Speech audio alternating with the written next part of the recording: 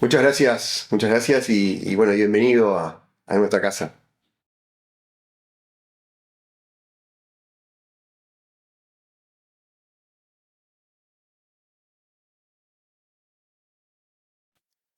Bueno, el comienzo de Progreso al Día data de allá por abril, mayo de 1991, cuando en nuestras vidas, ya matrimonio, Jorge Araceli Jorge, ambos con 25 años, y por ahí estábamos en búsqueda de nuestro primer hijo. Surge a nivel profesional, en lo personal, alguna situación de inestabilidad. Yo era futbolista profesional, y había sufrido una grave lesión de rodilla, lo que me había hecho tener cierta inestabilidad a nivel contractual, a nivel de seguridad, ¿no? A nivel de ingresos.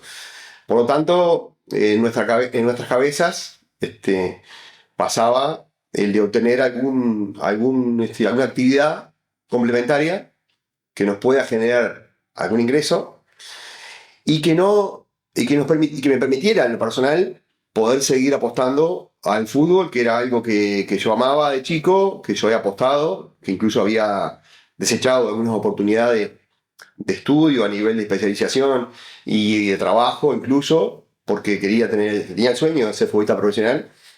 Y bueno, quería seguir apostando a eso, ¿no?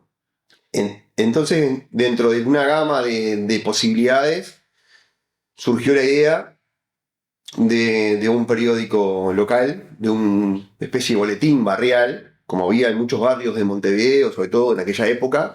Estamos hablando del principio de los 90, hace más de 3 décadas. Seguramente muchos de los que nos estén mirando no tengan tan claro cómo eran los medios en aquella época.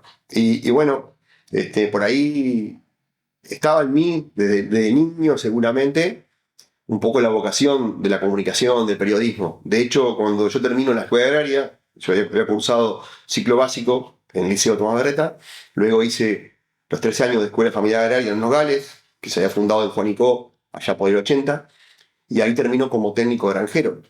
Y de hecho, cuando termino que yo tuve la posibilidad de irme a especializar a Buenos Aires, lo desecho justamente por el fútbol, por seguir la carrera del fútbol, pero tengo la idea o el proyecto de generar una revista de la granja.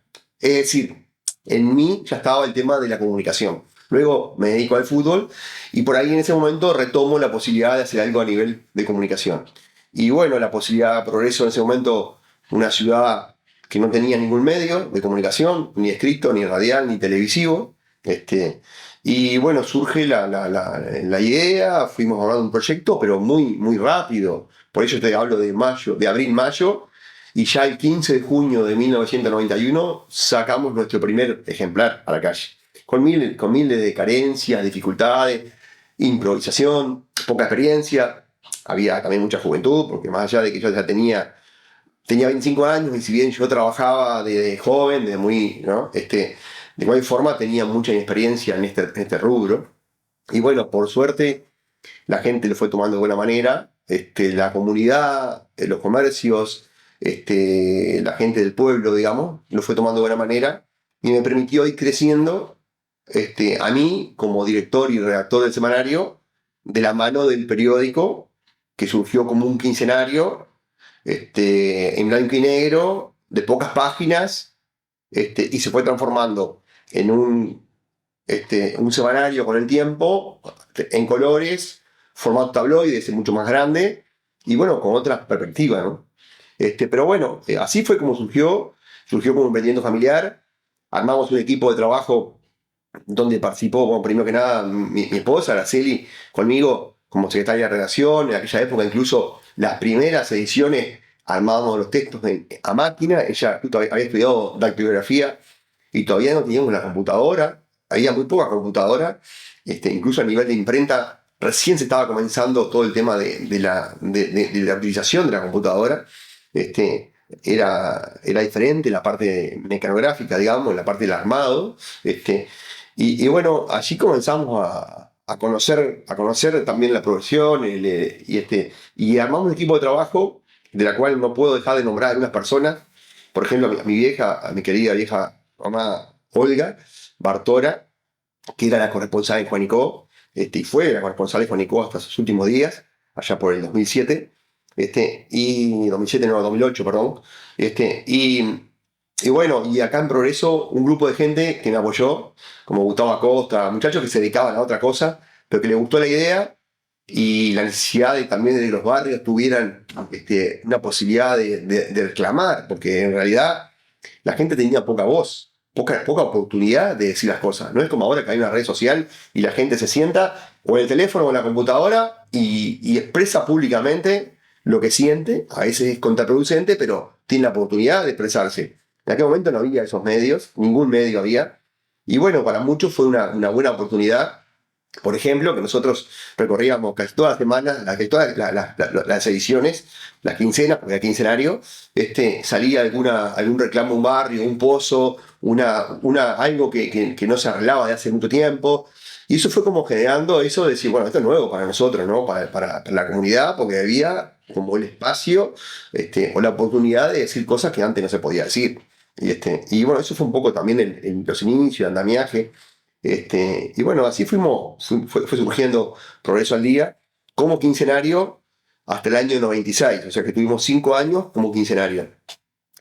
En el año 96, en oportunidad de los 125 años de Progreso, donde se generaron una cantidad de festejos, en noviembre del 96, tuvimos la oportunidad de hacer una experiencia piloto, de hacer un semanario, ¿no? Para difundir todo lo que pasaba. Y bueno, y a partir de ahí quedamos semanario.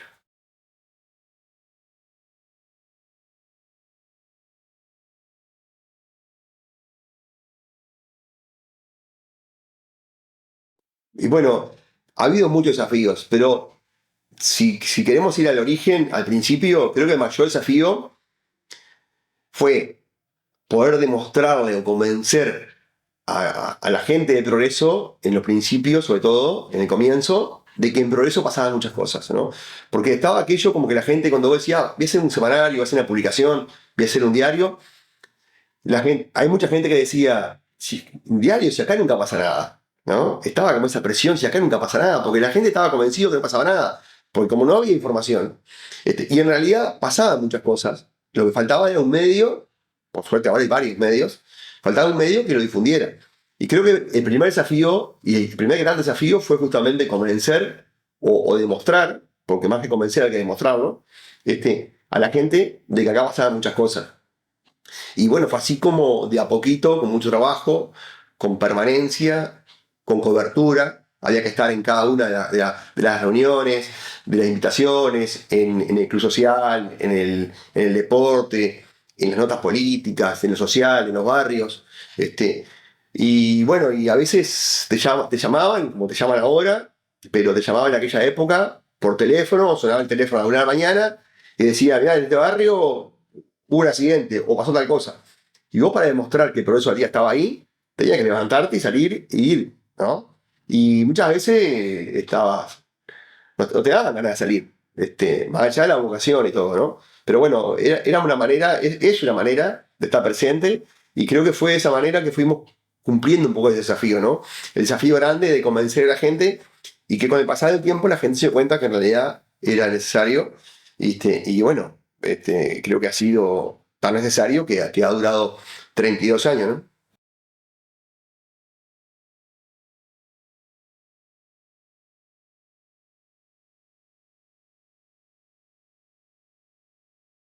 Sí, un poco lo adelanté en la pregunta anterior, pero creo que la evolución del periódico y la evolución mía como director y redactor responsable, que es un poco el cargo que siempre ocupé, que no es un cargo, sino una responsabilidad, porque el periódico está registrado en el Ministerio de Educación y Cultura y uno tiene una responsabilidad justamente ante el Ministerio de Educación y Cultura como director del periódico. Creo que la evolución ha sido de acuerdo a la demanda.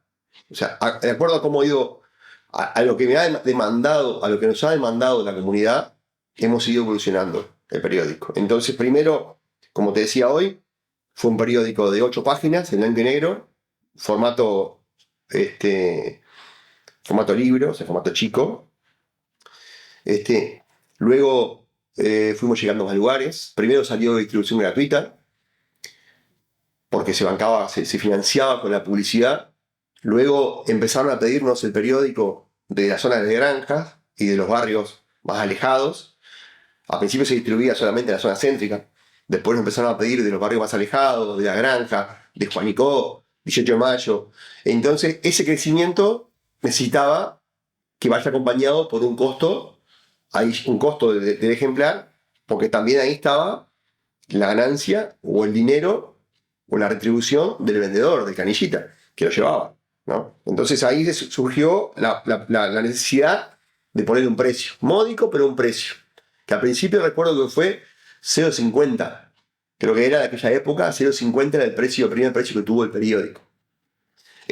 Claro que una parte de eso iba para el que lo vendía, ¿no? Como ahora también, pero era una manera de llegar más lejos, de tener más impacto, y también eso nos fue llevando a hacer notas a escuelas rurales, a hacer notas a productores granjeros, a hacer notas en los barrios más alejados, a tener corresponsales en Juanicó, como decía antes, a tener notas del Dorado, de Villa Alegría, de diferentes barrios, 18 de Mayo.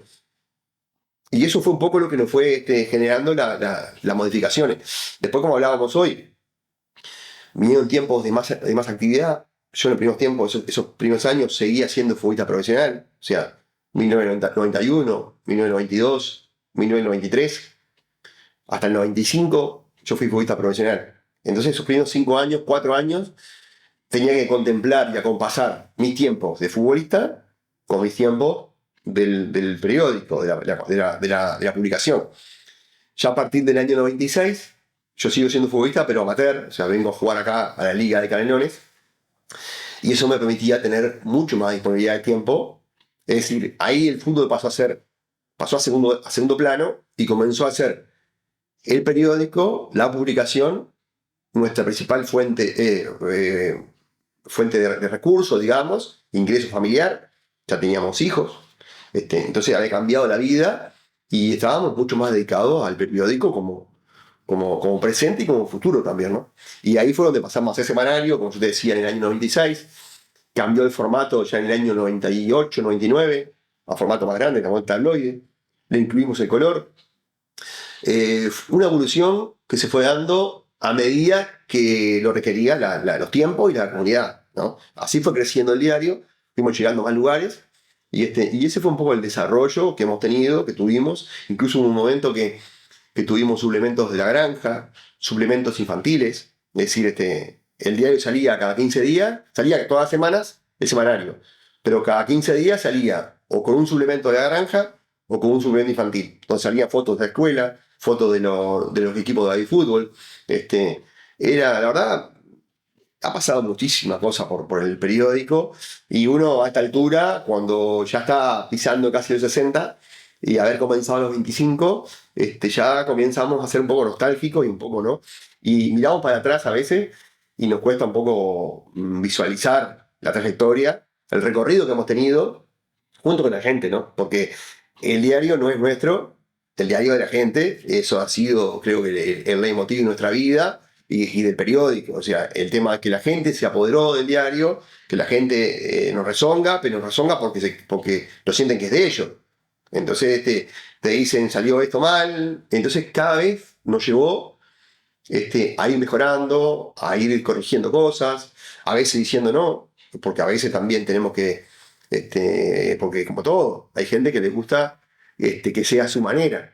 Y si bien el diario es de todos, bueno, mal o bien nosotros llevamos de los 25 años y hemos marcado una línea, ¿no? Una línea de conducta, una línea de publicaciones. Entonces también ha habido mucho de solidaridad, mucho de páginas abiertas para que la gente pueda decir de forma gratuita, primero lo que necesita, lo que precisa. Si hay que ayudar a alguien, se ayuda. Es decir, no nosotros, somos un poco el puente. Hemos sido muchas veces el puente para que la gente se ayude entre sí, ¿no? Entonces creo que eso también es un rol importante que está un poco detrás de lo que es el medio de comunicación, ¿no?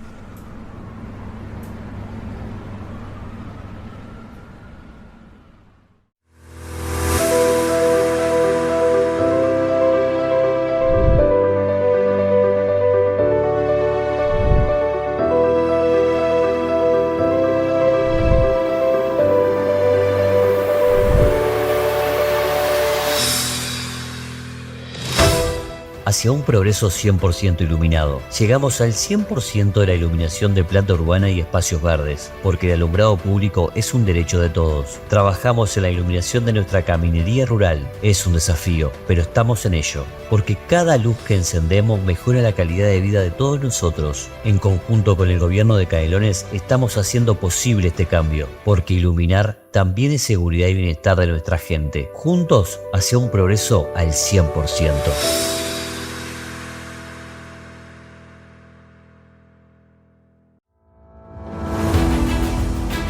En Domínguez Noya Seguros sabemos que proteger lo que más amás es fundamental. Durante más de 20 años hemos estado comprometidos en estar más cerca de nuestros asegurados. Nuestro asesoramiento profesional y responsable garantiza que encuentres el seguro perfecto para ti. En caso de siniestros, nuestros asesores expertos estarán contigo brindándote el apoyo que necesitas. Y lo más importante, somos más que una aseguradora, somos tu equipo de trabajo formado para ayudar a nuestros vecinos. Por todas estas razones, en Domínguez Noya Seguros nos convertimos en la mejor opción al momento de pensar en seguros. Domínguez Noya Seguros, tu tranquilidad desde hace más de 20 años.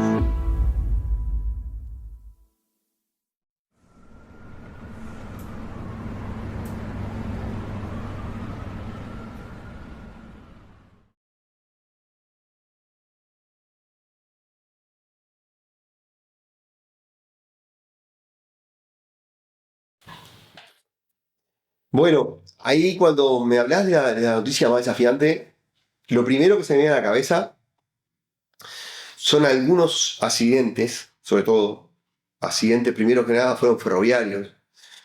Recuerdo claramente 2 accidentes ferroviarios que me costó muchísimo difundir, me costó llegar hasta el lugar incluso por temor o por el impacto, me costó tomar imágenes.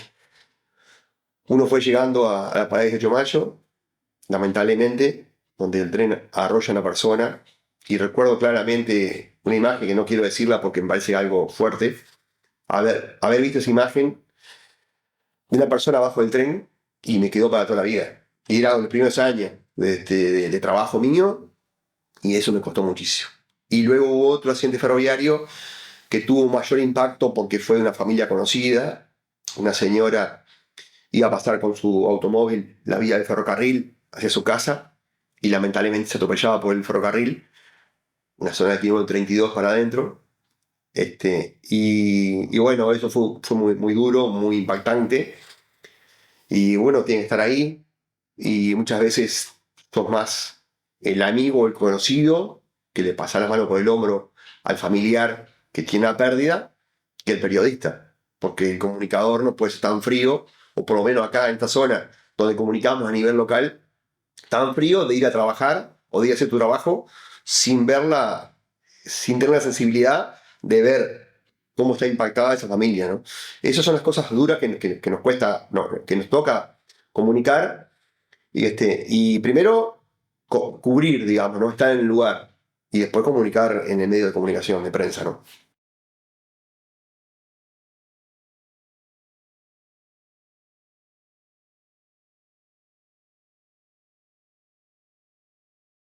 Sí, hubo varias.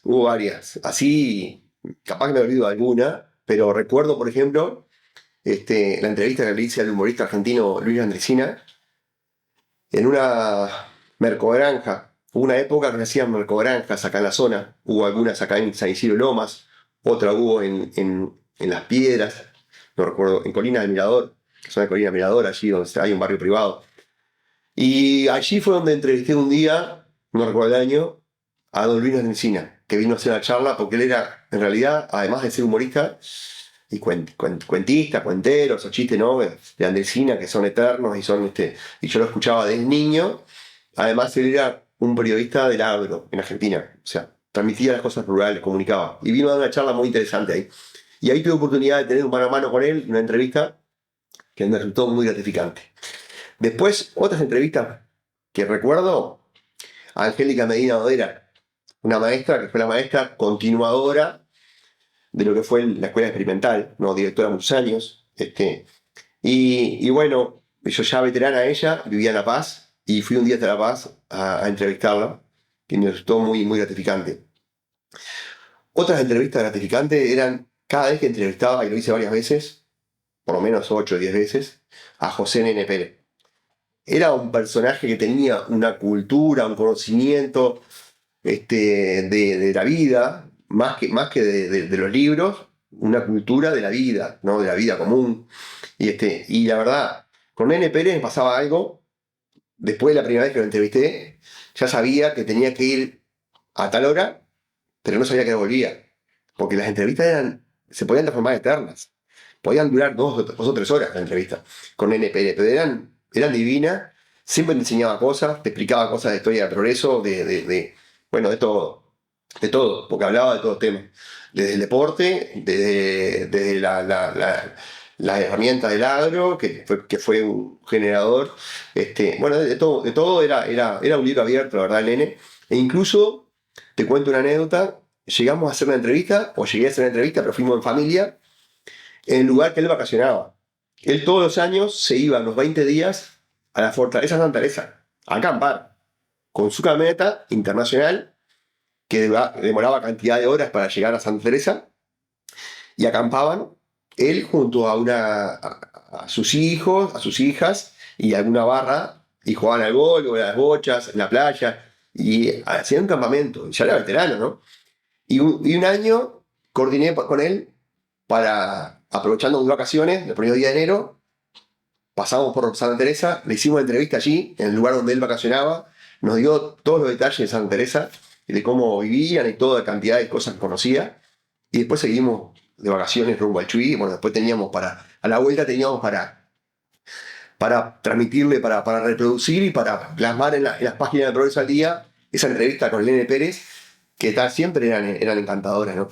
Después también hubo un ciclo de entrevistas que se llamó La Nota de la Semana, que fue justamente en la época que pasamos a hacer semanario, ¿no? Entonces, buscando un poco tener material todas las semanas, hicimos un ciclo de entrevistas con personas referentes de progreso, siempre 8 personas. Bueno, una fue esa Angélica Medina Dadera, otra fue Guillermo Perdomo, Nene Pérez, gente histórica de progreso, referentes, don Andrés Pérez, que era dueño de Supermercado Covadonga, una cantidad de gente bueno, el doctor, bueno, se me van de la cabeza algunos nombres, el doctor Sechi, una cantidad de gente que la verdad, hoy a la distancia, por supuesto ya eran gente mayor, todos ellos desaparecidos hoy por hoy, no siendo la única que creo que está con vida, es Elfa Pasos, ese ciclo de entrevistas.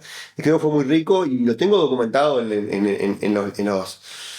el archivo de diarios, y estaría bueno un día hacer un libro o hacer algo con ese material porque son testimonios interesantísimos, ¿no? Ese tipo de notas nos dejaron muchas cosas jugosas. Después tuve la oportunidad de entrevistar gente conocida. Bueno, alguien que también para mí fue muy importante en la entrevista fue Alcides Edgardo Villa, campeón del 50, más que campeón del 50, autor del gol más importante de la historia del mundial. O sea, el gol que marcó que Uruguay fue campeón del mundo en 1950, ¿no? El segundo gol uruguayo. Y lo teníamos viendo en las piedras. Y bueno, yo le hice más de la entrevista. Le hice una entrevista ya por el año 96-97, antes de que se cumplían 50 años de la gesta histórica. Después, a partir de 50 años, ya fue mucho más reconocido. Pero en aquel momento él trabajaba en las piedras, en una academia de choferes, vivía una vida muy humilde. Y fue muy lindo disfrutar con él. Después le hice una entrevista más adelante en el Estadio Centenario, como teníamos la revista Canal Sport con mi amigo Sergio Rosso. Le hicimos una entrevista, pero lo llevamos al Estadio Centenario, en la mitad de la cancha, le hicimos la entrevista. Le hicimos una entrevista en la tribuna, en el Paico, pero sacamos fotos en la mitad de la cancha. Y bueno, fueron notas muy lindas. Después le hice notas al presidente de la República, a todo el presidente de la República, desde el comienzo del semanario hasta hoy, a todo el presidente de la República. Así que digo, sin distinción de partido político ni nada. Pero digo presidente porque son figuras, la máxima figura a nivel nacional. Bueno. Bien. En el transcurso de estas 3 décadas, ¿ha habido alguna ocasión en la que hayan decidido no publicar una noticia o reportaje debido a su delicadeza o controversia? Si es así, ¿cómo toman esas decisiones en Progreso al Día? Sí, a ver, no ha habido ocasiones de no publicar, ¿no? O sea, de no publicar drásticamente. Sí, muchas veces hemos dilatado noticias, dilatado, o por ejemplo, en caso de accidentes o en caso de muertes violentas, y muchas veces priorizando que los familiares, algún familiar todavía no estaba enterado, sobre todo en esta última época con el tema de las redes, ¿no? Donde uno se entera y puede publicarlo en el momento, más allá del semanario papel. Entonces, muchas veces hemos preferido esperar, postergar, aunque eso nos lleve de alguna manera a tener menos rating o tener menos, pero darle prioridad a la parte sensible de una familia que por ahí no se enteró de la muerte de un familiar o de lo que pasó. Eso por un lado. Después, por otro lado, también a veces ha venido gente, muchas veces comunica con nosotros gente que quiere hacer denuncias, ¿no? Denuncias o descargos, y muchas veces lo hacen sobre la molestia,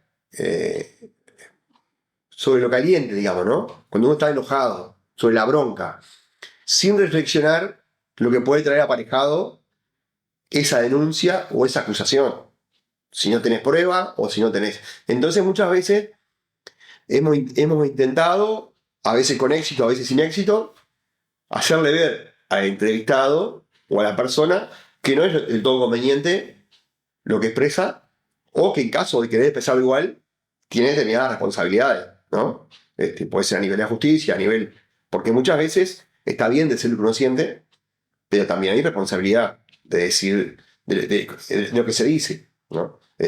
Un poco por ahí ha pasado, pero nunca decir, no, esto no lo publico porque no me conviene, o porque no comparto la opinión. No.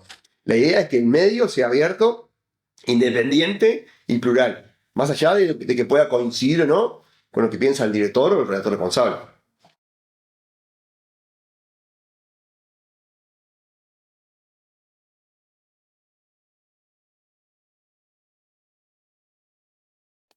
Y bueno, tal vez es una pregunta que la podemos responder desde nuestra óptica, pero sería bueno también que la pudiera responder en alguna medida la gente de Progreso, ¿no? Pero bueno, de nuestra óptica, el semanario ha contribuido muchísimo en generar comunidad. ¿Qué es generar comunidad para nosotros? En ayudar a tender puentes, conexiones, ¿no? Acercar ideas, propuestas, inquietudes, necesidades. Creo que eso es generar comunidad. Y creo que el semanario ha contribuido muchísimo en ese sentido, porque ha tendido puentes, ha difundido de todo tipo no solamente noticias, sino inquietudes, propuestas, posibilidades de la social, de lo barrial, de lo comunitario, de lo político, de lo deportivo, de lo policial, de lo productivo. Es decir, creo que el medio, todos los medios, yo lo digo por semanario y por eso al día, pero creo que todos los medios, sobre todo los medios locales y departamentales, como es nuestro medio tiene una base local, regional y departamental, ¿no? Es decir, la prioridad nuestra es esa, dar noticias locales primero, de la región, o sea, Progreso, Juanico, 18 de Mayo, Cañón Chico, Cerrillos, la zona cercana, y departamental, porque entendemos que es lo que nuestro público le interesa. Yo digo algo que capaz que a mucha gente puede no gustarle. Cuando comenzamos con el periódico, allá por los años 90, en Progreso no todos tenían voz. Y no solamente porque no hubiera medios, sino porque había una sociedad donde el pueblo, de alguna manera, tenía referentes que eran los que marcaban las pautas de lo que se hacía o de lo que era necesario.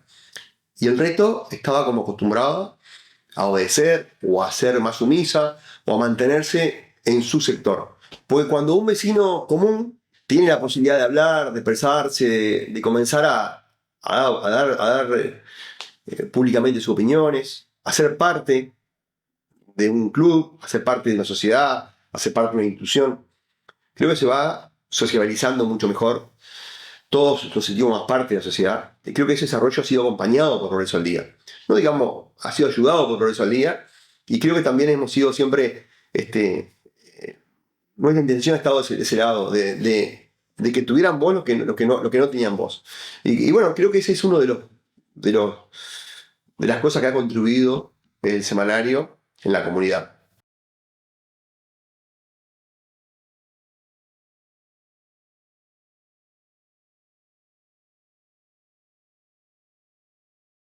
Sin duda que es uno de los grandes desafíos de los últimos tiempos, del presente y del futuro, pero ya esto viene de más de una década, y es una evolución difícil al principio de visualizar, o de evaluar en sí cuál es el impacto. Hemos tratado siempre de ir acompasando los tiempos, ¿no? Nosotros seguimos pensando que el periódico papel, si bien es cierto que las generaciones jóvenes no tienen la misma predilección por la lectura que tienen las generaciones más veteranas, sobre todo a nivel de diario papel, pero nosotros tenemos una cantidad de gente, una cantidad de público, una cantidad de familias, una cantidad de adultos que que esperan el semanario cada semana, ¿no? Y que si no llega en hora, si el canillita, el vendedor, se le complicó por algo y llega 2 horas más tarde, te están llamando para preguntarte si no viene el periódico, si no viene. Es una parte del público al que tenemos que cuidar y al que pensamos seguir cuidando durante un tiempo más. Veremos cuánto tiempo más, ¿no? Que es la vida del diario papel. Pero de la misma forma, hemos ido tratando de acompasar los tiempos, y de ir generando como complemento contenidos para las redes sociales, ¿no? Ya sea página web, página de Facebook, Instagram, y bueno, y también en los últimos tiempos hemos incursionado en algunos audiovisuales, ¿no? También como parte de complemento, contenidos, una forma de llevar otro tipo de contenido a diferentes plataformas, ¿no? Pero hay algunos audiovisuales que han tenido un impacto de varias decenas de miles de visualizaciones, ¿no? Hablar de 25 o 30.000 visualizaciones en algunos contenidos. Y bueno, eso es importante para una comunidad que si lo visualizamos como comunidad, estamos hablando de 15.000, 14, 15.000 personas. Entonces estamos, evidentemente, traspasando lo que es lo local a través de esos contenidos. Y bueno, seguiremos incursionando en ese tipo de contenido, pero por ahora sin descuidar a nuestros queridos adultos comunes, adultos mayores, que tienen mucha predilección por la lectura en el papel, que muchas veces se lamentan mucho cuando la vista no les da para leer, y que muchas veces nos han dicho, me operé de cataratas, pude volver a leer el diario y me siento feliz. Y mucha gente llega el sábado y está esperando el diario en su casa, y eso para nosotros es muy importante, ¿no? Y sabemos que para ellos el periódico es muy importante también. Yo creo que, el rol del periodismo local tiene que seguir siendo muy importante. Y por suerte tenemos varios medios en lo local. Tenemos radio comunitaria, tenemos televisión por cable, tenemos diferentes medios que no existía hace 32 años de eso. Y creo que la gente tiene que entender, la gente que todavía no entendió, tiene que entender que el periodismo local es fundamental, porque es el que habla de las cosas de su zona, de su barrio. Bueno, nosotros tenemos de hace mucho tiempo un tema como un poco como himno, digamos, que es la canción Santa Marta de la Barbara Carrero.